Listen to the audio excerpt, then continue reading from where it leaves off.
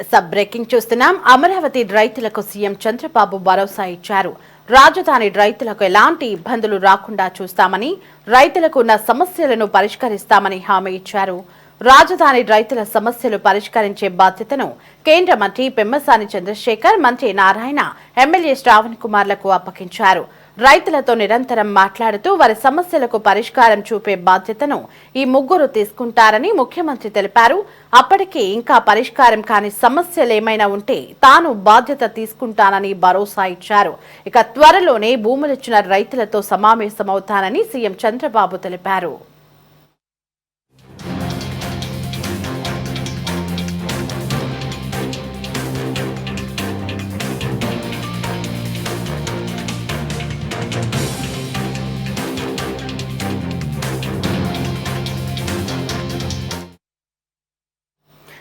ఇదే అంశానికి సంబంధించి మరింత సమాచారం మా ప్రతినిధి గాలిబ్ ఫోన్ ఇన్ లో అందిస్తారు. గాలిబ్, అమరావతిలో సిఆర్డీఏ భవనం ప్రారంభోత్సవం సందర్భంగా సీఎం చంద్రబాబు అమరావతి రైతులకు భరోసా ఇచ్చినట్లుగా తెలుస్తోంది. ఆ భరోసా ఏంటి? ఇటీవలి కాలంలో రాజధాని రైతుల్లోనే కొంత అసంతృప్తి వ్యక్తమవుతుంది. ఏదైతే ఉందో ఏపీ ప్రభుత్వం, ప్రధానంగా కూటమి ప్రభుత్వం పాలనా పరంగా అధికారం చేపట్టి 15 నెలలు గడుస్తుంది. అయితే అమరావతి రైతులకు సంబంధించిన రిటర్నబుల్ ఫ్లాట్ల అభివృద్ధి, దాంతో పాటు ఇతర కొంతమందికి కౌలు విషయంలో కావచ్చు, ఇతర అంశాలకు సంబంధించి కొంత అసంతృప్తి వ్యక్తం చేస్తున్న నేపథ్యంలోని దీని మీద సీఎం చంద్రబాబు ఈ రోజు క్లారిటీ ఇచ్చారు. సిఆర్డీఏ కార్యాలయం ఓపెనింగ్ సందర్భంగా రైతులు అందరూ వచ్చిన నేపథ్యంలో రైతులు ఉద్దేశించి ముఖ్యమంత్రి మాట్లాడటం జరిగింది. రాజధాని రైతులకు ఎలాంటి ఇబ్బందులు లేకుండా చూస్తానంటూ కూడా ముఖ్యమంత్రి భరోసా ఇవ్వడం జరిగింది. రైతులకు ఉన్న సమస్యలను త్వరితగతిన పరిష్కరిస్తాను, దాంతో పాటు రైతుల సమస్యలు పరిష్కరించేందుకు ముఖ్యమంత్రి ముగ్గురికి బాధ్యతలు ఇచ్చారు. కేంద్ర మంత్రి గుంటూరు ఎంపీగా ఉన్న పెమ్మసాని చంద్రశేఖర్, మంత్రి నారాయణ, దాంతో పాటు స్థానిక ఎమ్మెల్యే శ్రావణ్ కుమార్ కు ముఖ్యమంత్రి బాధ్యతలు అప్పచెప్పడం జరిగింది. రైతులతో నిరంతరం మాట్లాడుతూ వారి సమస్యను పరిష్కారం చూపే బాధ్యతను ఈ ముగ్గురికి సీఎం ఇవ్వడం జరిగింది. అప్పటికి ఇంకా పరిష్కారం కానీ సమస్యలు ఏమైనా ఉంటే నేను బాధ్యత తీసుకుంటానంటూ కూడా ముఖ్యమంత్రి హామీ ఇచ్చారు. త్వరలోనే భూములిచ్చిన రైతులు మొత్తం 34,000 ఎకరాల వరకు కూడా భూములిచ్చిన రైతులందరితో కూడా ముఖ్యమంత్రి సీఎం చంద్రబాబు ఒక సమావేశం నిర్వహిస్తారనే దానిపై కూడా హామీ ఇవ్వటం జరిగింది. ఇంకా దాంతో పాటు ఇటీవల కాలంలోని ప్రస్తుతం 29 గ్రామాల్లో కాకుండా ఇతర గ్రామాల్లో కూడా భూములు సేకరించేందుకు రాష్ట్ర ప్రభుత్వం నిర్ణయం తీసుకుంది. దీని మీద కూడా రైతుల్లో చాలా అపోహలు ఉన్నాయి. దీని మీద కూడా సీఎం చంద్రబాబు ఒక క్లారిటీ ఇవ్వడం జరిగింది. రాజధాని అనేది ఒక మున్సిపాలిటీకి గ్రేటర్ వరకే పరిమితం అవ్వకూడదు. సిటీ అనేది అంతర్జాతీయంగా డెవలప్ అవ్వాల్సి ఉంది. అందులో భాగంగానే తాను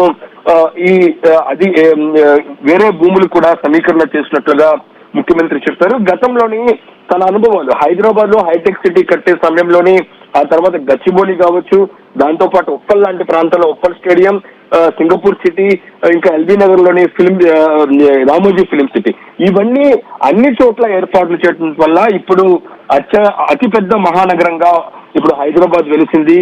దాంతో పాటు భూముల విషయంలో కూడా ముఖ్యమంత్రి క్లారిటీ జరిగింది.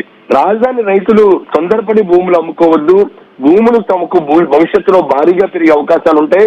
ప్రధానంగా హైదరాబాద్ లో హైటెక్ సిటీ కట్టే సమయంలోని ఎకరం ₹1,00,00,000 ఉంటే ఇటీవల అక్కడ రాయదుర్గంలో చూసినట్టయితే దాదాపు ఎకరమే 100 కోట్ల పైగా అమ్మిన పరిస్థితి ఉంది. అలాంటి పరిస్థితులు రాబోయే రోజుల్లోని అమరావతికి రాబోతుంది. ఖచ్చితంగా మహర్దశ అమరావతికి రానున్న నేపథ్యంలో ఖచ్చితంగా రైతులందరూ కూడా ఇలాంటి ఆలోచన చేయాలి. ప్రతి ఇంటికి ఒక ఎంటర్ప్రీనర్ గా, ఒక పారిశ్రామికవేత్తగా ఎదగాల్సిన అవసరం ఉంది. అపోహలు మీరు వేసుకోవద్దు. ఎక్కడికి వెళ్ళినా సరే నేను అమరావతి రైతులను సంబంధించి అమరావతి ప్రాంతాల అభివృద్ధి గురించి ఆలోచిస్తున్నాను అనే దానిపై కూడా ముఖ్యమంత్రి చాలా స్పష్టంగా ఈ రోజు రైతులకు చెప్పడం జరిగింది. ఎందుకంటే గత 10 ఏళ్ల నుంచి రైతులు చాలా అయోమయంలో ఉన్నారు. కొన్ని అపోహలు కూడా వ్యక్తమవుతున్న పరిస్థితి ఉంది. నిన్న అమరావతి జేఏసీ కూడా ప్రెస్ మీట్ పెట్టి తమ ఇబ్బందులు, సమస్యలు కూడా వెళ్ళబుచ్చింది. దీనిపై ఈ రోజు సీఎం చంద్రబాబు ఖచ్చితంగా ఒక క్లారిటీ ఇచ్చిన పరిస్థితి కనపడుతుంది. ఎందుకంటే సమస్యల విషయంలోని నారాయణ ఇప్పుడు ప్రస్తుతం అమరావతి రాజధానికి సంబంధించి కూడా అన్ని పనులు చూసుకుంటారు. ఆయన ఇటు మున్సిపల్ శాఖ, దాంతో పాటు రాజధాని రెండు విషయంలో కూడా కొంత బిజీగా ఉన్న నేపథ్యంలో రైతులను నేరుగా కలిసేందుకు ఇబ్బంది అవుతుంది. దీనికి ఒక మార్గం కూడా ముఖ్యమంత్రి చూపారు. ఎంపీ, కేంద్ర మంత్రిగా ఉన్న పెమ్మసానితో పాటు తెనాలి శ్రావణ్ కుమార్, స్థానిక ఎమ్మెల్యే తెనాలి శ్రావణ్ కుమార్ కూడా దీనిలో భాగస్వామ్యం చేయడంతో పాటు ఎప్పటికప్పుడు రైతులు వాళ్ళతో మాట్లాడాలి, వాళ్ళతో కూడా సమస్య పరిష్కారం కోసం నేరుగా తన జోక్యం చేసుకుంటాను. త్వరలో ఖచ్చితంగా అమరావతి రైతులందరినీ కూడా కలుస్తాను, భూములిచ్చిన రైతులతో నేరుగా మాట్లాడతాను, ఎవరు అపోహలకు తావివ్వద్దు, మీరు పోరాట ఫలితమే ఇప్పుడు ప్రధానంగా అమరావతి నగరం అభివృద్ధి చెందుతుందనే దానిపై కూడా పూర్తి స్థాయిలో అమరావతి రైతులకు సీఎం చంద్రబాబు హామీ ఇవ్వటం జరిగింది. ఆ తర్వాత నేరుగా సిటీ 24x7 కూడా అమరావతి రైతులతో మాట్లాడారు. రైతులు కూడా పూర్తి స్థాయిలోనే ముఖ్యమంత్రి భరోసాకు సంతృప్తి వ్యక్తం చేస్తున్నారు. తమకున్న అపోహలు ముఖ్యమంత్రి మాట్లాడిన తర్వాత పెరిగాయంటూ కూడా సంతోషం వ్యక్తం చేస్తున్న పరిస్థితి మనకి కనబడుతుంది. Thanks for the updates.